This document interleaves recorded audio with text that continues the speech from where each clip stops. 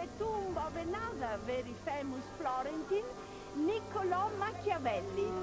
Machiavelli was an ambassador, a secretary of the Florentine Republic, and he's famous for his book, The Prince. Because he was in Florence foreign minister. He served the Republic very well. France was independent city-state when he served at home. The day-to-day exercise of politics now is equally as unprincipled, as vicious, as destructive as it was in Machiavelli's day, indeed possibly more so. Machiavelli had a low view of human nature, and there are certain occupations where human nature does not show up in a very good light, and politics is one of them.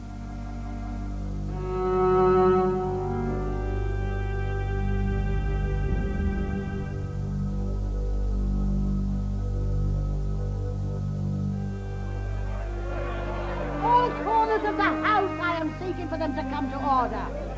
Order! Order! Prime Minister! The whole house will know they are shouting to hide their confusion and embarrassment. I read Machiavelli when I was a student, and this was the 60s, and I thought, what a rat, and telling everyone to be devious and dishonest, and I dismissed him. And I think, in a way, people like me, and indeed my generation, the 60s generation, we thought our integrity was so important, that standing up for what we thought was true was so important, that we achieved very little. And it was all the Machiavellians who took over. And we were badly advised, and we should really have, I think, read Machiavelli with a bit more humility first time round. I mean, there's one passage in Machiavelli where he says everybody's expected to be honest, decent, nice, and straightforward. But he said history shows you that it's people who are downright forceful and devious who win. All he did was, in my view, was explain the reality of politics. Order! Order! The Prime Minister must be given an opportunity. A prince, and especially a new prince, cannot observe all those things by which men are considered good, for in order to maintain the state, he is often obliged to act against his promise, against charity, against humanity, and against religion.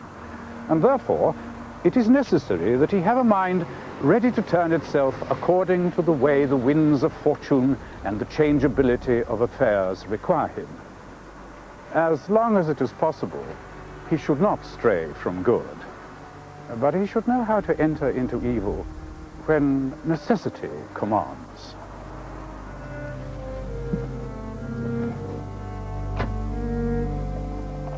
Most politicians, if they are to be successful, have to feel by instinct many of his teachings. But a real understanding of Machiavelli is as important to success in politics as numeracy is to success in physics. It is the primer for politics, and the fact that the politics may be democratic, if anything, heightens his importance. If, like Machiavelli, you believe that what matters is ends in politics and that one shouldn't be too scrupulous about the means by which you attain them, then you're up against one of the most fundamental Christian traditions of philosophy that we've inherited, according to which the doing of justice, and thus fair dealing, is thought to be the fundamental virtue of all political institutions.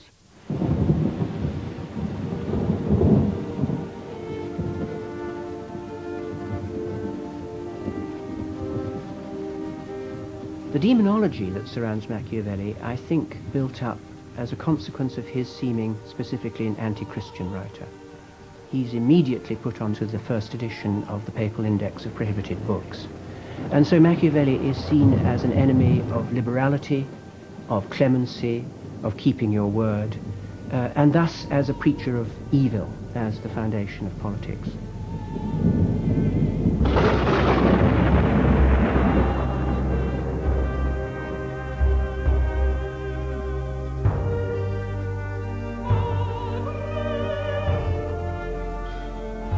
Machiavelli in no way was a man of God. he was a Catholic. To what extent he was a believing Catholic, it's hard to say. But the ways of religion were not his ways. He wasn't interested in speculation about life after death.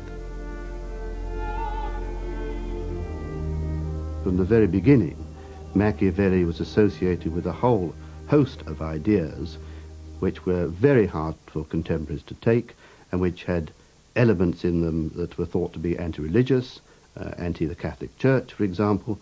So very soon he was stirring up enormous controversy, and he still does. I heard of somebody the other day in Florence who was talking to a Franciscan about Machiavelli, and the Franciscan said that man was a terrorist. He was diabolical.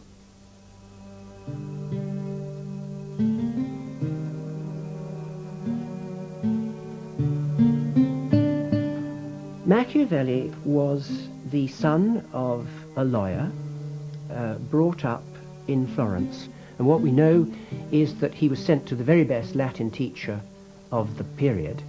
So we know that he is a well-educated humanist, but the first time we encounter him is when he steps centre stage into the history of Florence at the time of the fall of Savonarola's regime in the spring of 1498.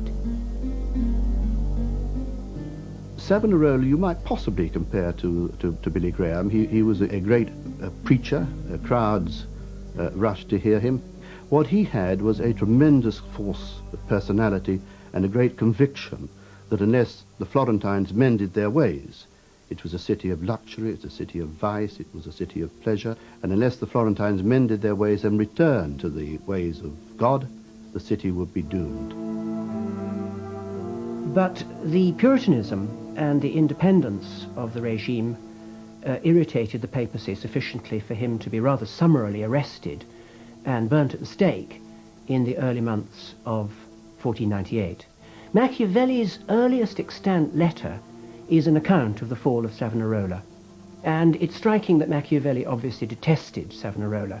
He thought he was a hypocrite, and he had no patience with the Puritanism for which he stood. He appears in the pages of The Prince as the prophet unarmed, and of course the moral of the prophet unarmed is that he will always come to grief. Savonarola is executed in May, and in the new appointments made, the young Machiavelli, just 29 years old, is appointed to a very senior position. He's appointed second Chancellor of the Republic, and in that role he becomes secretary to the so-called Dieci, the 10 of war, who look after the foreign affairs of the Republic. So he is catapulted from an obscurity which is, so far as the historical record goes, almost complete, to being second secretary of the Republic before he's 30. He's a very epigrammatic writer and was obviously felt to be an outstanding civil servant, and it's very striking that he keeps being sent on the really major legations that matter to the Florentine Republic. He writes embassy notes back to the Dieci, the 10 of war, in Florence, but there are occasions, and one of them is after the legation to France, when he's told, you know, your tone is very extreme, and this isn't the usual kind of civil service report that we're used to, and you'll have to be a bit careful. He gets a letter giving him a stern warning to write more boringly. He never manages to write boringly. Enormous intelligence. A stylist, a man very conscious of the power of words, a man who loves antithesis, a man who rather likes to shock as well, in the words he uses, in the sentiments he expresses, likes to see that he's having an effect on people.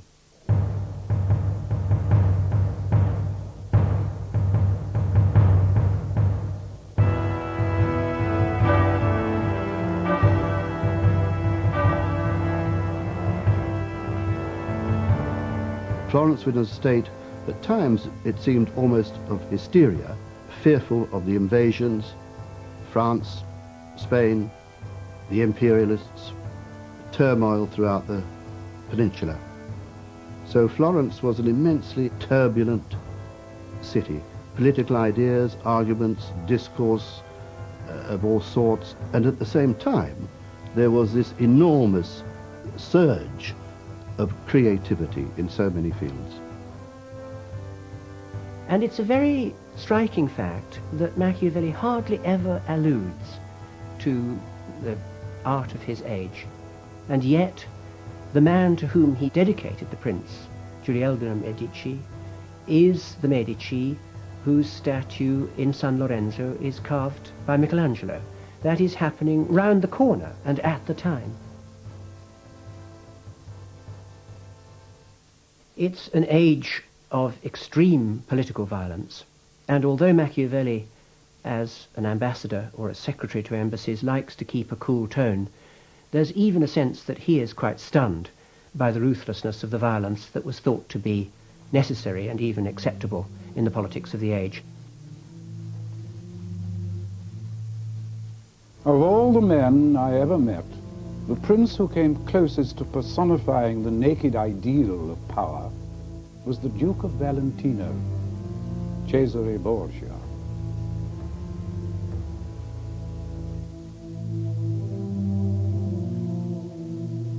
Borgia was out to create a principality for himself, which was going to be on the borders of Florence, and the Florentines became extremely worried about an invasion. So Machiavelli is sent to Borgia's court, and he is very impressed. Machiavelli admired Cesare Borgia principally because he saw in him a man of resolution and determination who would literally stick at nothing in order to achieve his end. He gives two instances which are rather gruesome.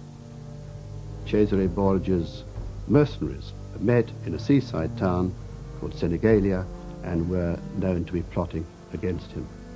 And Cesare Borgia arrived, was greeted by them, led into a great hall, and then during the course of the celebration, the welcoming celebration, his own men appeared from behind the scene and they were all slaughtered.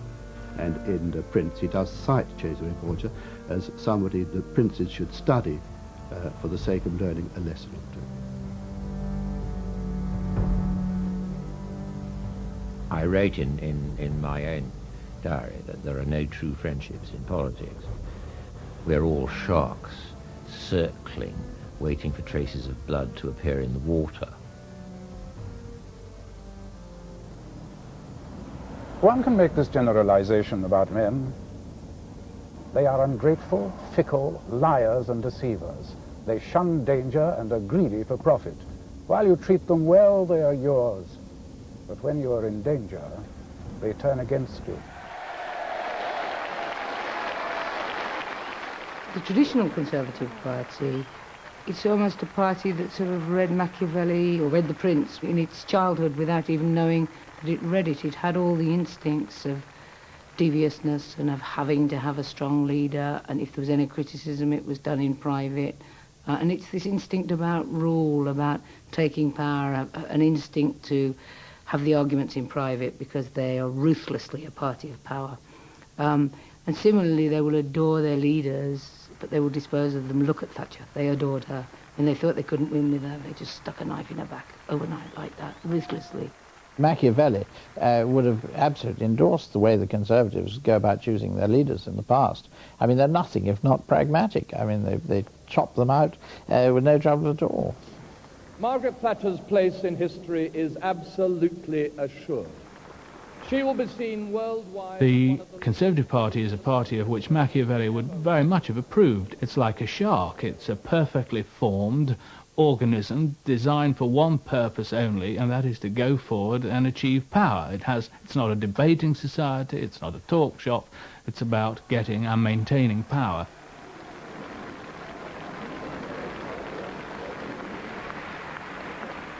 If Machiavelli was advising the Labour Party today, he would say that in the past you haven't wanted to win enough. You've wanted to win, but there was always a percentage of you. This is thinking of the Labour Party as a single corporate being. Within that being, there was always a tendency to say, we want to win, but not if we have to do that. We're not prepared to do what is necessary to win. But then you see, Machiavelli wasn't suggesting you should be prepared to win whatever the consequences. He said that what you, the prince, believe in is right, for a variety of complicated reasons, and therefore you must win to do what is right. The right honourable gentleman doesn't even know what it means or its consequences. Well, the famous thing about Neil Kinnock was everyone thought if it was Thatcher or Kinnock that you'd have to tea, they'd rather have Kinnock to tea with their mum kind of thing and popping into the house, but they'd rather have Mrs. Thatcher running the country.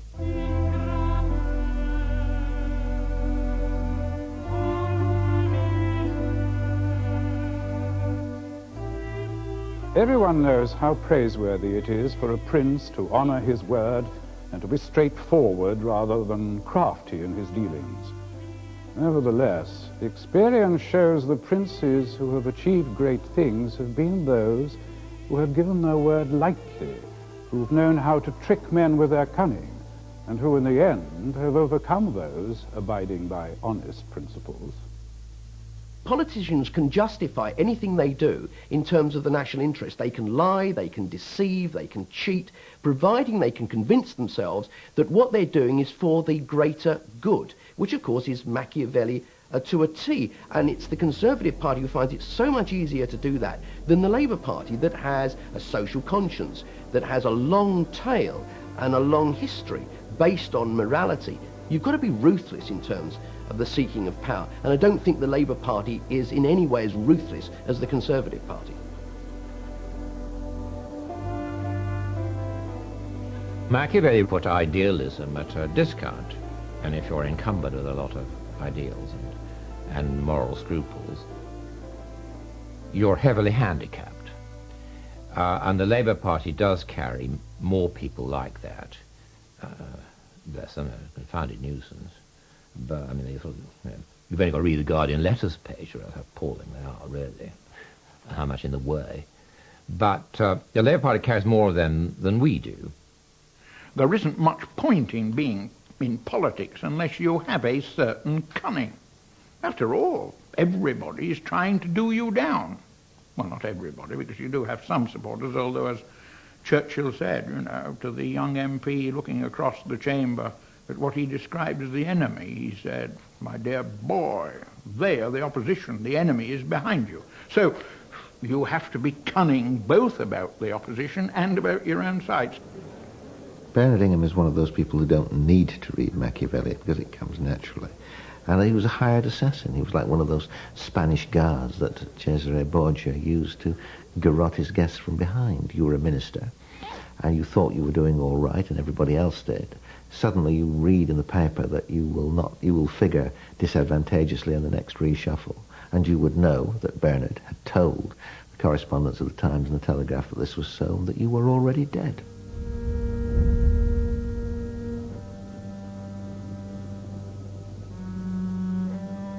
It is much better to be feared than loved. Love is held together by a chain of obligation which, since men are a sorry lot, is broken on every occasion in which their own self-interest is concerned. But fear is held together by dread of punishment, which will never abandon you. And that's probably the one quotation of his that everybody remembers. And certainly Mrs. Thatcher was greatly feared, and a letter from Number 10, signed by Charles Pole, saying the Prime Minister's attention has been drawn to, really would spoil your morning. Margaret Thatcher's greatest political virtue, in my view, was that she did not want to be loved. And one of her greatest political talents was that she came to be feared. She wasn't feared by the people, quite, but she was admired by the people, I think, for the fear which she struck in others. In that respect, I think that she was a perfect Machiavellian figure. God save me from politicians who want to be loved. I mean, there are junior ministers today who tell me that the difference between Mrs. Thatcher's government and John Major's government is that there ain't any fear around. Well, I think we could soon put that right. Mrs. Thatcher took to an unprecedented extreme, at least in peacetime, a tendency which has gone on for a long time in British government, namely the ascendancy of the Prime Minister into what amounts to, in many ways, a princely position. We wanted the European Parliament to be the democratic body of the community. He wanted the Commission to be the executive, and he wanted the Council of Ministers to be the Senate. No, no, no. There's no doubt of all modern leaders that have been in this country, Mrs. Thatcher came the nearest to being a figure that Machiavelli would recognize and would admire, and there's no doubt that served her in extremely good stead. And it was only when she started to forget some of Machiavelli's lessons that it all went wrong.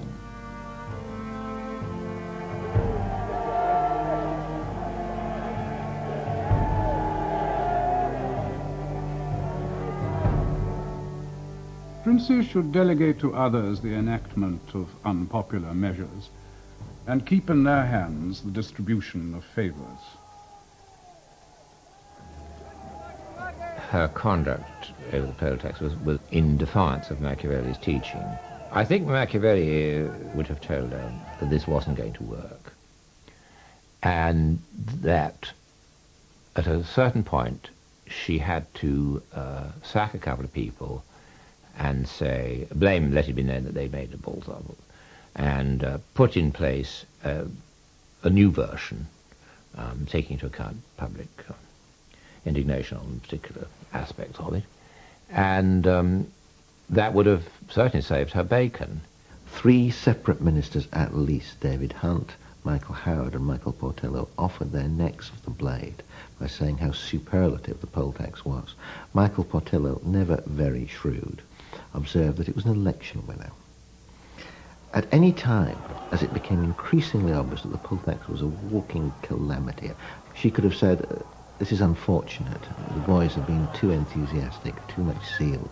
I'm afraid they will have to go. Instead of which, she clasped the asp to her own bosom, and not surprisingly, it bit her. She said, the poll tax is wonderful and glorious and everything that ought to be, and I invented it. So when they had to hang somebody, they hanged her. And that wasn't Machiavellian at all. Order. I remind the House that a resignation statement is heard in silence and without interruption. Sir Geoffrey Howe. The Prince should restrain himself from inflicting grave injury on anyone in his service whom he has close to him in affairs of state. Machiavelli's advice that you should never do damage to those close to you in politics is something that Mrs. Thatcher honoured in the breach. And I think that this contributed to her downfall. I mean, after all, when you've been there for 11.5 years, you fire a lot of people. And the tensions of office cause great difficulty, as they did with Michael Heseltine, with, for example, Chancellor Nigel Lawson, and with Foreign Secretary Geoffrey Howe. I think if we could make a criticism of Margaret Thatcher, and where she could have taken good advice from Machiavelli, was that there must have been ways of negotiating with both Nigel Lawson and Geoffrey Howe so that they didn't leave in the rather stormy way that they did, given that they were such court cards in the pack. If they'd been relatively minor ministers, well, that's a different consideration, but I'd have thought that Geoffrey Howe sacked was a greater threat to her than Geoffrey Howe, perhaps a rather surly cabinet companion. I mean, you only have to read again some of the resignation speeches that were made, I mean, I think particularly, of course, of Nigel Lawson and Geoffrey Howe, both of whom had to put up with very considerable injury and public attacks on their reputation and so on, and often private insults, till they could stand it no more. She was very, very nasty to people that she got sick of. I saw her being really appalling to Geoffrey Howe at the cabinet table. I mean, in a special sort of cruel way that only women can do to men. No, men can't do to each other. It's rather like sending your opening batsman to the crease, only for them to find, the moment the first balls are bowled, that their bats have been broken before the game by the team captain. And Howe delivered the most brilliant speech the House of Commons has heard for 50 years, I would say, in taking her apart in little pieces. And a colleague turned to me in the gallery at the end of that speech and said, she's dead in the water, isn't she? And I agreed with him. I've done what I believe to be right, to my party and my country. The time has come for others to consider their own response to the tragic conflict of loyalties with which I have myself wrestled for perhaps too long.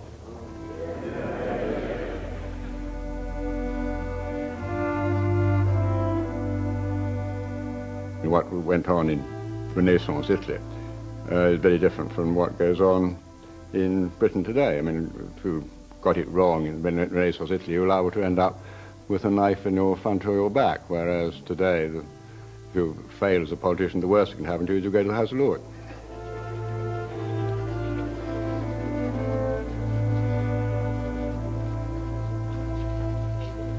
I think that Margaret Thatcher forgot one of the basic tenets of Machiavelli's philosophy, in that she was not careful enough about alienating people who could in the end do her harm. She forgot that in the end she didn't live in Renaissance Italy, that in the end she couldn't kill these people or lock them up forever or send them to live in a foreign country, that she had to face them every day.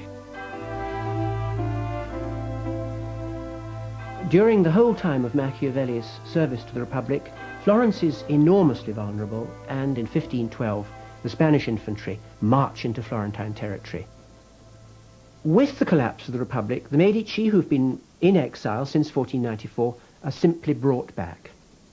Machiavelli had been working for their enemy, the Republican government in Florence. He held on to office for just a little while. Then there was a purge of government, and he lost his job.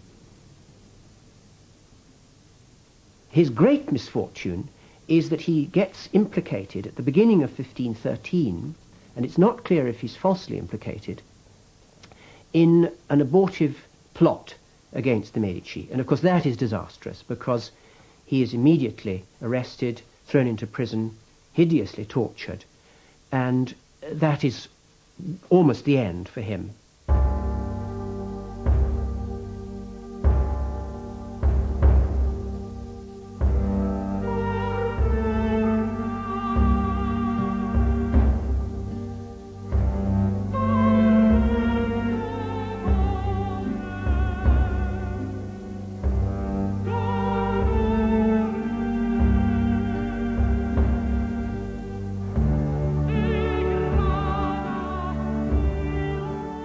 The Bargello was then a common prison, and in the Bargello he is interrogated, and the main torture to which he was subjected was the strappado, the hoist, where the person is raised above the ground and then suddenly dropped so that the shoulders are broken. And it was usual that this should be done 6 times, but he seems to have had it done repeatedly, because there may have been something which it was thought he knew. But it's important to remember that one week he's second secretary to the Chancery, the next week he's in a common jail being appallingly tortured.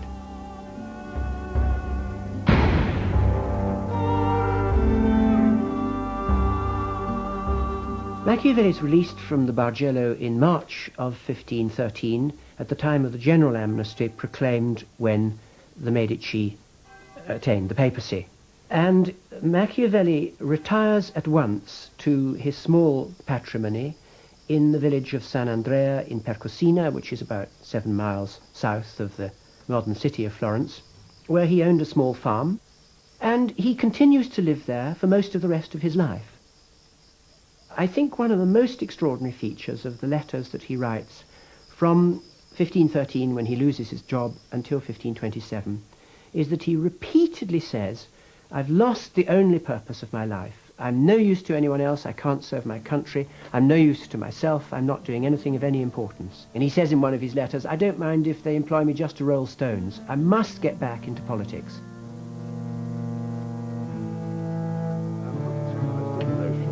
That the people of Northern Ireland need to be advised from London. The agony that Machiavelli felt after he left office, always hoping for the call, is one which is shared by a number of politicians, and to some extent you can see them in the House of Commons. I totally empathise with Machiavelli's feelings that former ministers can only really live again when they're back with their responsibilities. And I think that's probably shared by all of my colleagues who have got any kind of vitality left.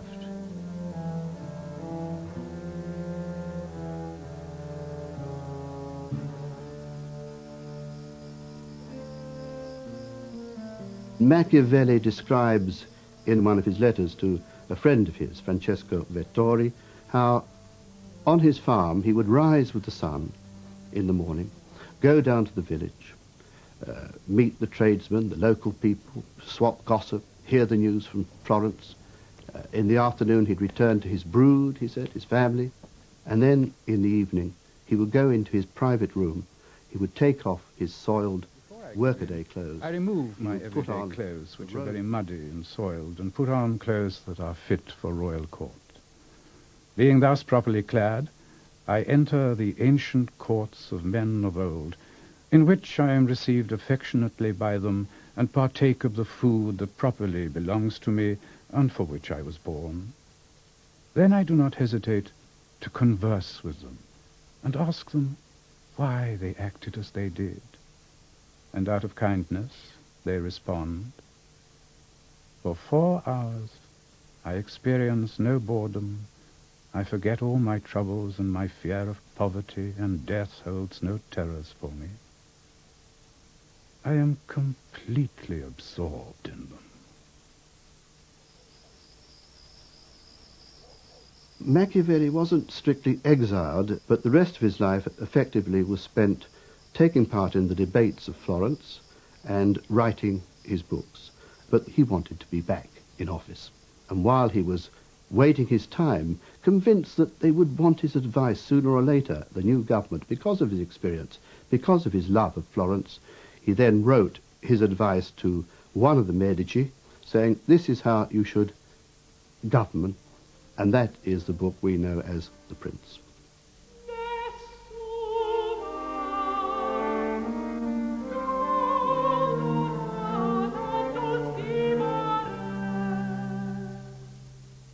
The prince must have no other object or thought, nor acquire skill in anything except war, its organization and its discipline.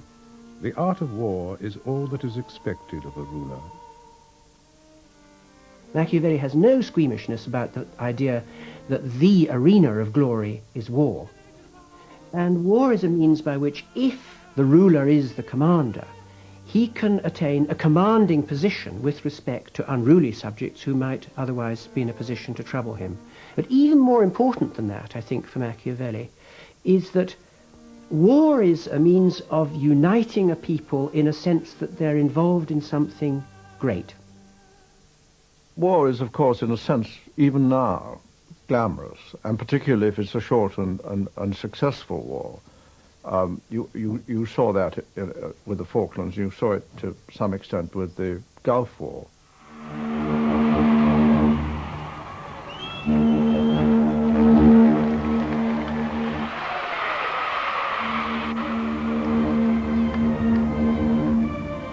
A good example of a Machiavellian device was in the Falklands War, when, because of the American doubts and international pressure generally, the approach to that war had to be very, very gradual, framed in such a way that Argentina was wrong-footed at every single stage, and that there was no alternative, literally, to shedding blood and going back in. She took one terrible risk, which was the Perez de Cuellar plan, which would have been a terrible crime done for us, but would have meant that there wasn't a war. She took the risk that Galtieri would chuck it out. And that was a conscious... she wanted a war. She wanted to go back in there and get him back.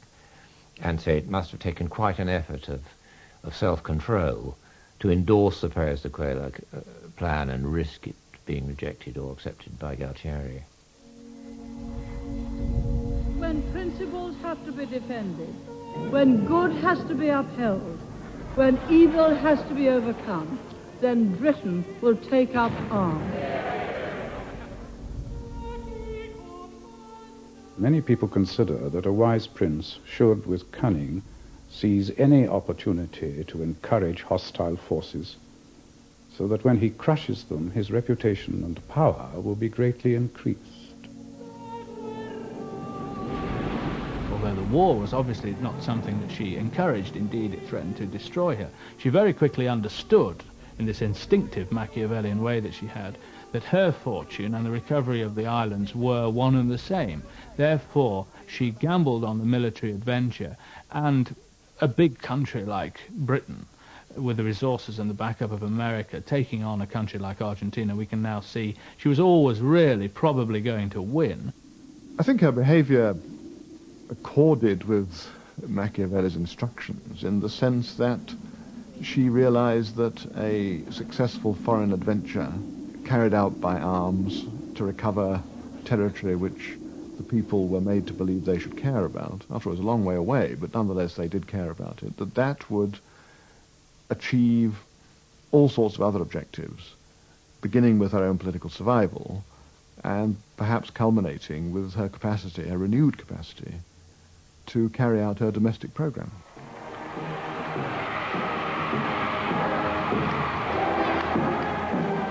Margaret Thatcher and her government were immensely unpopular because of the harsh consequences of a monetarist policy.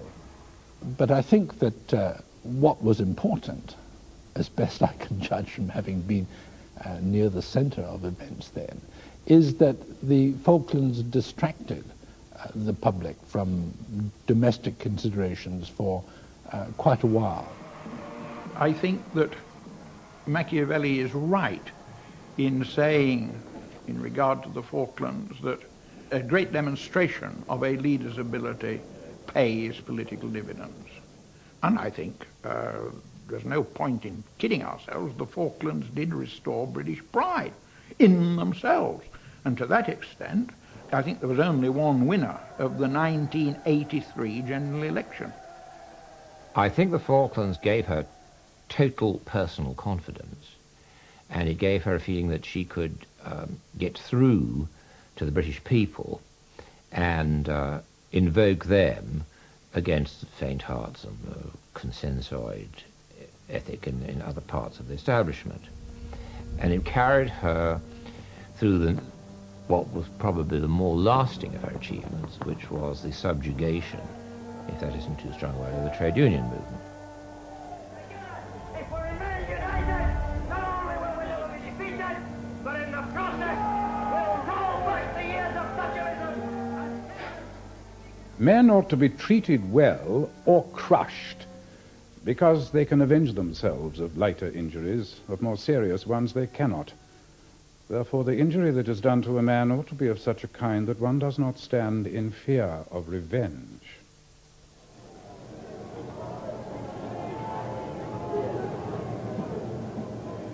I think in politics you have to try and negotiate and reach reasonable compromises whenever you can. And part of the trick, I think, in politics is to know when you can't do that and when you do need to crush. And I think on a number of occasions Mrs. Thatcher did crush, and crushed quite rightly. Clearly in the case of the miners, Mrs. Thatcher very carefully chose her moment. It looked like there might be a conflict early on when she wasn't ready, when the time wasn't right, when the stocks of coal weren't in, and she backed off and gave in. So that was treating generously and waiting to crush, waiting her time to do the crushing, and then they calculated and planned the conditions to be able to crush and to go for that enormous confrontation. There was a moment with the NACODs and people operated the lift and so on. I remember that quite a lot of conferring about, isn't this a good moment? We've got 80% of it. Why don't we have a compromise and sort of leave the thing in place? She would not do that. And she wanted to completely rub their nose in it.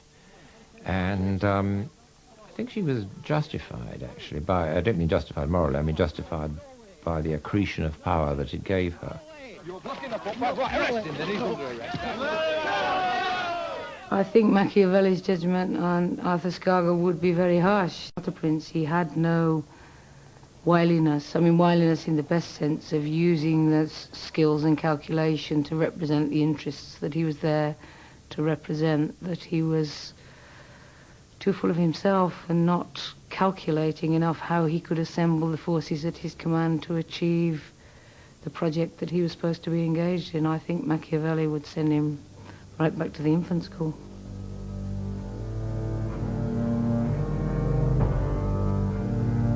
Since this matter is important, I do not want to fail to remind any ruler who has recently gained power through being favored by the inhabitants that he should be well aware of the reasons why those who helped him to gain power acted as they did. If it was not from natural affection for him, but only because they were discontented with the previous government, it will be very difficult and troublesome to keep them friendly, because he will not be able to satisfy them. When Machiavelli wrote about the difficulty of retaining the support of people who had brought you to power, it was quite a shrewd forward observation of what has happened with John Major's premiership. He was successful over his two rivals, substantially on the basis of people who thought that he was, if not Thatcherite, then more Thatcherite than any of the other candidates. Machiavelli would probably disapprove of the way John Major runs his cabinet, because I think he would say that keeping the right-wing people who, to some extent, disaffected, like Portillo and Lilly, and possibly Howard, was a great mistake, because they had a sort of more or less veto on certain amounts of policy, and made him look much weaker than he is. Machiavelli absolutely put his finger on John Major's greatest problem, that he wants to be all things to all people. He's trying terribly hard to be a nice man, and to a great extent succeeding as a nice man, but not succeeding as a national leader. The opinion polls demonstrate that. The real test, of course, will come when we get to an election. And isn't this the problem? That the Chancellor takes one view in Europe, his Employment Secretary takes another view, and he hovers between the two. Princes who are irresolute usually follow the path of neutrality in order to escape immediate danger, and usually they come to grief.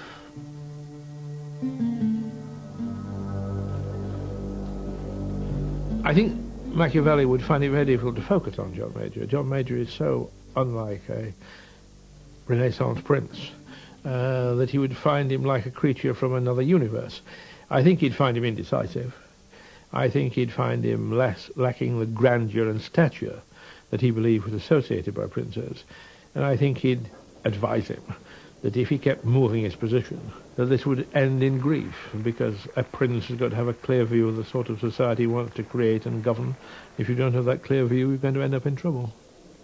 Machiavelli is telling princes and politicians, you must frighten people, you must hold people in awe, and you must create the illusion that you are built like a castle and can't be brought down. Now, John Major, for a variety of reasons, hasn't succeeded in doing that. He's survived all right, but he's survived attacks which a pure Machiavellian would have prevented in advance through sheer apprehension of the power of his position. I think that if John Major has read Machiavelli, it's by mistake. I think I can see no strain of Machiavelli in any of his actions.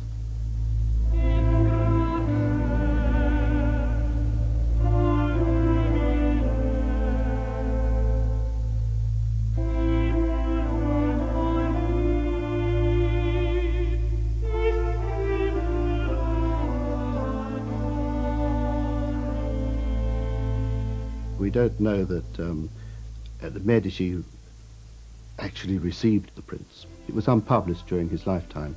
He did send it to his own friends, and he had their comments on it. It was somebody who said that what he had written was like a stick of dynamite in a prayer book. But at the time, on the part of his friends, there seems to have been some silence. Perhaps it was too dangerous a book.